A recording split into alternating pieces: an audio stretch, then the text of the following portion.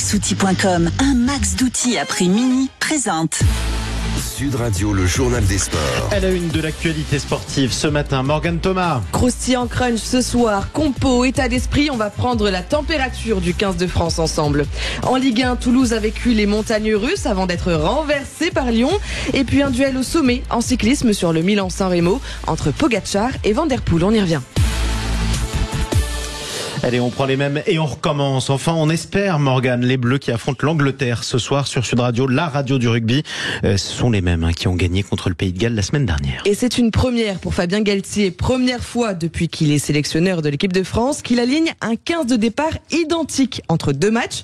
Même le banc est inchangé depuis la performance du week-end dernier. Il nous explique pourquoi. C'est d'abord la performance du week-end dernier. C'est ensuite le fait qu'il n'y ait pas de joueurs blessés. Et c'est la possibilité d'enchaîner avec la même équipe deux matchs. En 6 jours, c'est vrai que ça nous permet d'aller plus vite dans la préparation qui se veut plus courte. Alors bis repetita ou pas pour cette dernière journée de 6 nations.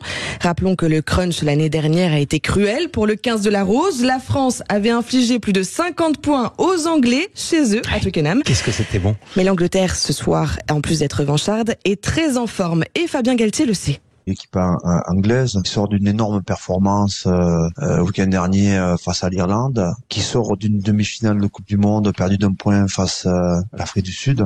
Une équipe en pleine confiance, qui est en train de redevenir la grande équipe d'Angleterre.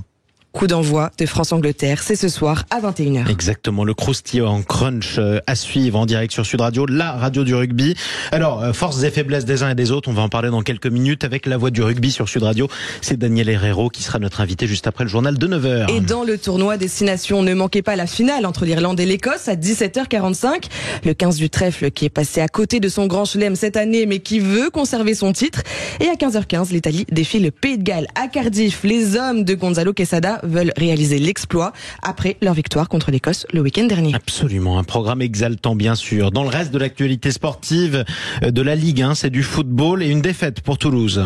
Un match fou hier entre Lyon et le TFC qui a été renversé 3-2 par l'OL grâce à un homme, non, pas Alexandre Lacazette, sorti à la pause, mais à Ryan Cherki. Son entraîneur nous raconte. Le message est très clair. En fait, avant qu'il rentre sur le terrain, je lui ai demandé s'il était énervé. Il m'a dit oui. Je lui ai dit c'est bien, c'est ce qu'il faut. Pierre Sage au micro de Prime Vidéo. Suite de la 26e journée de Ligue 1 à 17h, Nantes reçoit Strasbourg et à 21h, Nice défie Lens. Ouais, les Niçois qui ont bien besoin de reprendre des points. On passe à la Ligue 2. Cette fois-ci, c'est la S Saint-Etienne qui se retrouve au pied du podium. Les Verts sont sur une bonne dynamique avec 4 victoires et un nul et veulent rattraper leur retard sur le trio de tête. Objectif, battre Bastia ce soir à 19h, tandis que le 5e défie le premier. Caen contre Auxerre, c'est à 15h en Ligue 2. Merci beaucoup Morgane Thomas pour ce journal. Il est 8h57 sur Sud Radio. Vous le disiez, tiens, vous n'avez pas donné votre pronostic. France ou Angleterre ce soir pour vous ? France, évidemment. Évidemment. Bon, très bien. On va demander à Daniel Herrero, la voix du rugby, juste après le journal de 9h.